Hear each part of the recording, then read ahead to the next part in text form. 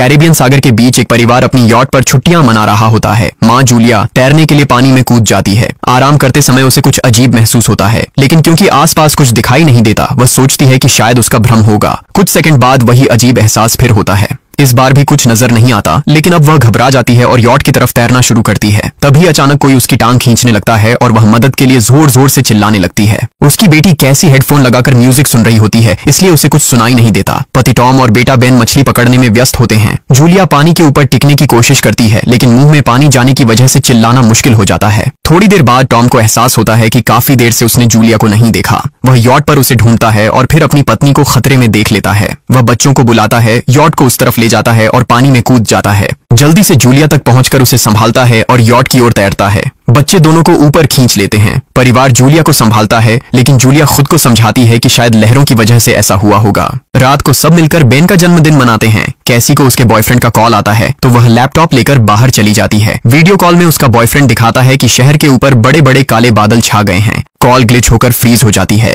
कैसी यह बात परिवार को बताने आती है, लेकिन टॉम कहता है कि शायद जमीन से दूर होने की वजह से सिग्नल कमजोर है। तभी सबको एक आवाज सुनाई देती है। वे सब बाहर जाते हैं और देखते हैं कि व्हेल मछलियों का एक समूह गुजर रहा है। टॉम समझाता है कि व्हेल मछलियां हमेशा पृथ्वी के मैग्नेटिक फील्ड को फॉलो करती हैं, लेकिन जब तूफान आता है तो वे कंफ्यूज हो जाती हैं। अचानक यॉट जोर से हिलती है और बेन गिर जाता है। टॉम को चिंता होती है कि कहीं यॉट को नुकसान तो नहीं पहुंचा, इसलिए वह डाइव करके नीचे चेक करने चला जाता है। कुछ देर बाद वह सतह पर वापस आता है, लेकिन उसके कंधे पर एक बड़ा घाव होता है। जूलिया तुरंत उसका जख्म सीती है। टॉम बताता है कि पानी के अंदर उसे ऐसा लगा जैसे उसके पीछे कोई बहुत बड़ा जीव था, लेकिन जब उसने मुड़कर देखा तो प्रोपेलर से कट लग गया। वह कहता है कि जो भी चीज थी बहुत बड़ी थी। टॉम को यॉट पर काफी नुकसान दिखाई देता है, इसलिए उन्हें मदद बुलानी पड़ती है। जूलिया बार बार रेडियो पर कोशिश करती है। कैसी फोन पर सिग्नल ढूंढती है, लेकिन कुछ भी काम नहीं करता। तभी कैसी को एक अजीब सा जीव दिखाई देता है और वह चिल्ला उठती है, लेकिन वह तो बस बेन होता है जो मास्क पहनकर मजाक कर रहा होता है। कुछ देर बाद यॉट पूरी तरह बंद हो जाती है और समुद्र के बीच में फंस जाती है। जूलिया रेडियो में एक आवाज सुनती है, लेकिन आवाज इतनी खराब होती है कि उसे कुछ समझ नहीं आता। टॉम परिवार को बताता है कि उनके पास सिर्फ 4 दिन का खाना पानी बचा है और अब उन्हें किसी मछली पकड़ने वाली नाव का इंतजार करना होगा। अचानक रडार पर कुछ डिटेक्ट होता है और परिवार को एक अजीब सी आवाज सुनाई देती है।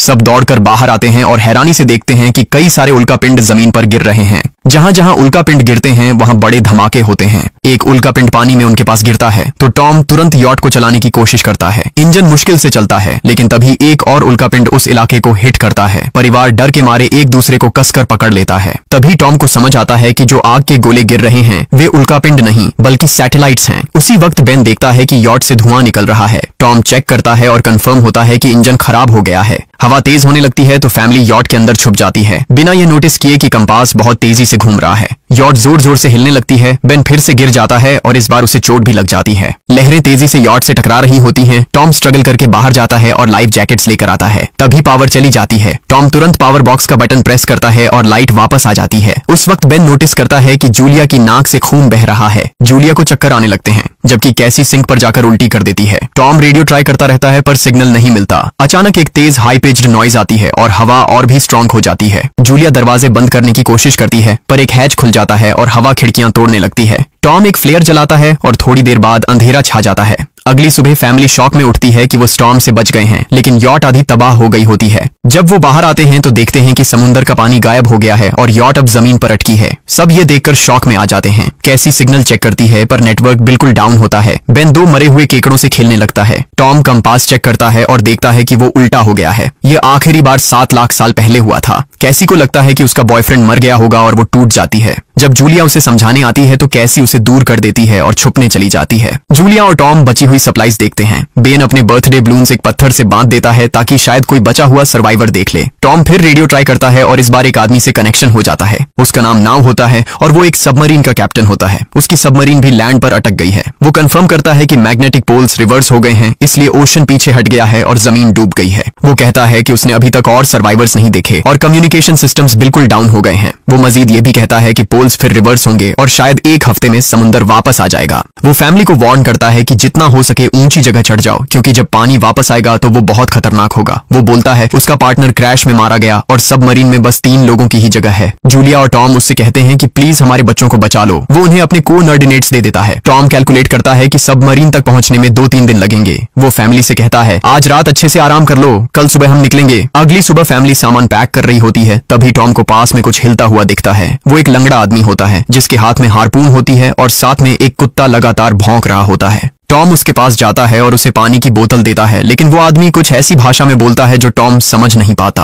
पानी पीने के बाद वो अजनबी अचानक टॉम के सिर पर बोतल मारता है और चेहरे पर जोर का लात मार देता है। जूलिया डर के मारे भागती है, लेकिन तब तक देर हो चुकी होती है। वो आदमी टॉम के पेट में हार्पून घुसा चुका होता है। टॉम कुछ पल तक तड़पता है और फिर वो उसकी गर्दन भी काट देता है। फिर वो आदमी जूलिया के पीछे भागता है और उस पर हार्पून फेंकता है, जिससे उसके कंधे में चोट लग जाती है। जूलिया दर्द सहते हुए यॉट के अंदर भागती है और बच्चों को बोलती है कि छुप जाओ। वो दरवाजा लॉक कर देती है। कैसी और बेन सोफे के अंदर घुस जाते हैं। जूलिया उन्हें फ्लेयर गन पकड़ाती है और खुद एक चाकू लेकर बाथरूम में छुप जाती है। वो आदमी दरवाजे पर जोर जोर से धक्के मारता है और आखिर अंदर घुस ही जाता है। पहले वो थोड़ा खाना उठाता है और फिर यॉट में इधर उधर ढूंढने लगता है, फिर बाथरूम की तरफ जाता है, लेकिन जूलिया समझदारी से एक छोटे छेद से बाहर निकल जाती है। वो आदमी सोचता है कि जूलिया भाग गई, लेकिन जैसे ही वो धीरे से निकलने लगती है उसका कुत्ता उसे देख लेता है और भौंकने लगता है। कुत्ता उस पर झपटता है तो जूलिया चाकू से उसे मार देती है। कुत्ते की चीख सुनकर वो आदमी बाहर आता है और अपने कुत्ते की लाश देखकर आग बबूला हो जाता है। इस बीच जूलिया यॉट के दूसरे साइड से अंदर जाने की कोशिश करती है। वो ऊपर चढ़कर टूटी हुई खिड़की से अंदर घुसने लगती है, लेकिन वो आदमी पहले ही वहां पहुंच जाता है। वो उसे पकड़कर जोर से मुक्का मारता है, जिससे वो नीचे गिर जाती है। जूलिया फर्नीचर पकड़कर बचने की कोशिश करती है, लेकिन वो आदमी उसे लात मारकर दूर फेंक देता है। फिर वो उसकी कलाई पर पैर रख देता है ताकि वो चाकू छोड़ दे,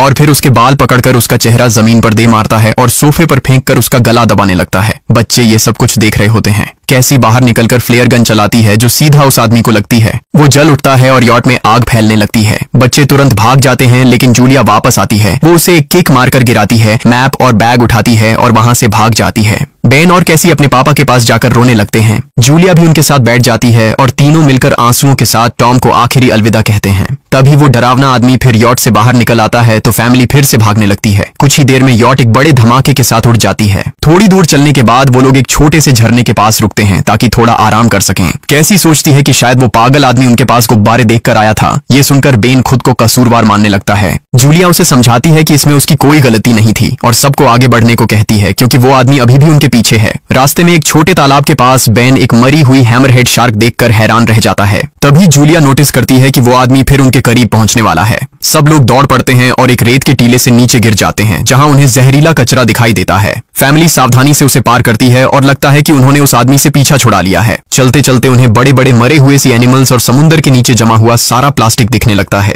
बेन धीरे धीरे चलने लगता है तो जूलिया समझ जाती है कि वो डिहाइड्रेशन के करीब है। वो सबको रुकने को कहती है। जब वो पानी की बोतल देखती है तो उसे झटका लगता है। बोतल में पानी लगभग खत्म हो चुका होता है। कैसी को एहसास होता है कि शायद उसने बोतल ठीक से बंद नहीं की थी। जूलिया गुस्से में चिल्लाती है कि उसकी लापरवाही की वजह से पानी खत्म हो गया। कैसी जवाब देती है, क्या फर्क पड़ता है, वैसे भी हम बचने वाले नहीं हैं। दोनों के बीच लंबी बहस होती है, फिर भी फैमिली आगे चलती रहती है। कुछ देर बाद उन्हें एक क्रैश हुआ प्लेन मिलता है। अंदर कुछ हिलता डुलता देख सब डर जाते हैं, लेकिन वो सिर्फ कुछ पक्षी होते हैं। फैमिली तय करती है कि रात यहीं प्लेन के अंदर गुजारेंगे। वो थोड़ा सा स्नैक शेयर करते हैं और जूलिया को टॉम की जैकेट में एक फैमिली फोटो मिलती है, जिसे देखकर उसका दिल टूट जाता है। कैसी पूछती है, मॉम आप और डैड की लव स्टोरी क्या थी? जूलिया मुस्कुराकर बताती है, टॉम हॉस्पिटल में मेरा पेशेंट था। फिर एक दिन उसने फूल और एक प्यारी सी कविता देकर अपना प्यार जताया था। रात के बीच में कैसी प्लेन से बाहर जाती है। तभी वो डरावना आदमी उसे पीछे से पकड़ने की कोशिश करता है, लेकिन जूलिया अचानक पीछे से उस पर टूट पड़ती है और बार बार चाकू से वार करके उसे मार देती है। कैसी अपनी माँ को गले लगाकर शांत करती है। अगली सुबह उस आदमी की लाश पर कीड़े गुंड पड़े होते हैं।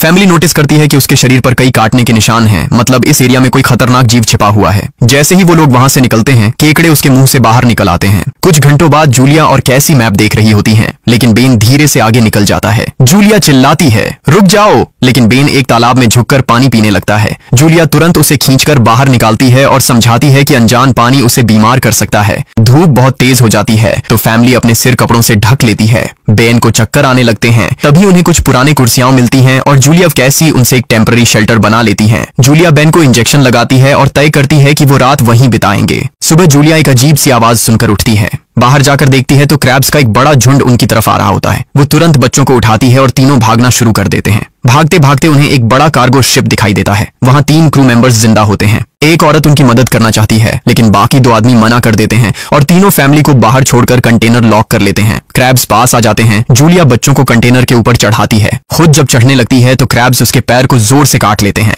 बच्चे उसे खींचकर ऊपर चढ़ाते हैं, नहीं तो वो नीचे गिर जाती। कंटेनर के एक छेद से आधे क्रैब्स अंदर घुस जाते हैं। क्रू मेंबर्स सर्वाइवर्स फायरिंग शुरू करते हैं, लेकिन क्रैब्स उन पर हावी हो जाते हैं और दोनों को मार डालते हैं। आखिरी आदमी छत के होल तक पहुंचता है, लेकिन क्रैब्स उसे भी नीचे खींच लेते हैं और वो भी मर जाता है।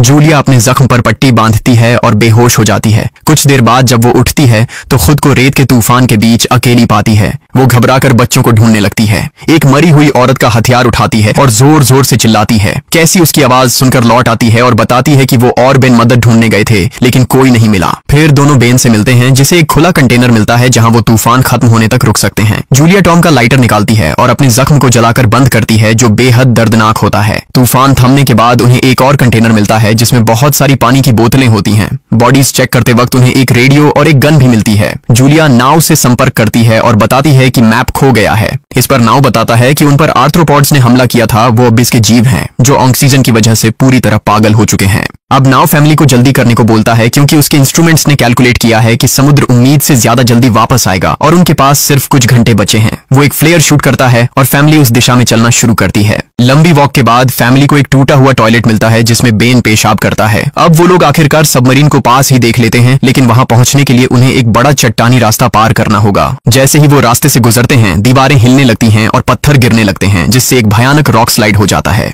जूलिया तुरंत अपने बच्चों को साइड में धक्का देती है और खुद भी पीछे हट जाती है ताकि कुचली न जाए। अब एक पत्थर की दीवार उनके बीच आ गई है। जूलिया बच्चों से कहती है कि वो बिना उसके आगे बढ़ जाए, लेकिन कैसी मना करती है और जोर देती है कि उसकी माँ को चढ़ने की कोशिश करनी चाहिए। बहुत बहस होती है और चिल्लाने के बाद जूलिया वादा करती है कि वो बाद में अपने बच्चों को ढूंढ लेगी। मजबूर होकर कैसी अपने भाई को खींचकर आगे ले जाती है। बच्चे चट्टानी रास्ता चढ़कर सबमरीन की तरफ भागते हैं, लेकिन वहां पहुंचकर देखते हैं कि नाव बाहर खून में लथपथ पड़ा है। वो समझाता है कि उसके लिए सब खत्म हो गया है और अब बच्चे सबमरीन ले सकते हैं। ये सोचकर कि एक एक्स्ट्रा जगह होगी, कैसी वापस अपनी माँ को ढूंढने भागती है। तभी जूलिया केकड़ों को आता देखती है और वो फायरिंग शुरू कर देती है। कुछ केकड़ों को वो मार देती है, लेकिन झुंड बहुत बड़ा होता है और सबसे लड़ना मुश्किल हो जाता है। उसी वक्त कैसी दीवार के ऊपर दिखाई देती है और हाथ आगे बढ़ाती है तो जूलिया अपने घायल पैर के बावजूद तेजी से चढ़ना शुरू करती है। कैसी की मदद से वो दूसरी तरफ पहुंच जाती है और दोनों साथ में सबमरीन की तरफ भागते हैं। बेन पहले से ही ऊपर खड़ा होता है और फायर खोल देता है ताकि केकड़े डिस्टर्ब रहें जब तक फैमिली ऊपर चढ़ जाए। केकड़े नाव के शरीर तक पहुंचते ही तुरंत उसे खाने लग जाते हैं। जूलिया गन उठाती है और फायरिंग जारी रखती है जब तक बच्चे अंदर चले जाएं। जब वो सुरक्षित हो जाते हैं, जूलिया समझती है कि गोलियां खत्म हो गई हैं, तो वो गन केकड़ों पर फेंक देती है और अपने बच्चों के साथ अंदर चली जाती है। फैमिली हैच को अच्छे से लॉक करती है और खिड़की से केकड़ों को सबमरीन के चारों तरफ देखती है। इसी वक्त समुद्र वापस आ जाता है तो तीनों तुरंत अपनी सीटों पर बैठकर बेल्ट पहन लेते हैं और एक दूसरे का हाथ पकड़ लेते हैं। तेज लहरें सबमरीन को जोर जोर से इधर उधर फेंकना शुरू कर देती हैं, जिससे जूलिया को पूरी जर्नी के विजन दिखने लगते हैं और कैसी उल्टी कर देती है। जल्दी ही वो हाई पिच आवाज वापस आती है और फैमिली बेहोश हो जाती है। कुछ देर बाद जूलिया और बच्चे होश में आते हैं और खुद को जिंदा देखकर खुश होते हैं। वो हैच अनलॉक करके बाहर निकलते हैं और देखते हैं कि लहरों ने सबमरीन को एक तबाह शहर में गिरा दिया है। यानी अब जिंदा रहने और नया जीवन शुरू करने की उम्मीद है। और यहीं पर फिल्म खत्म होती है।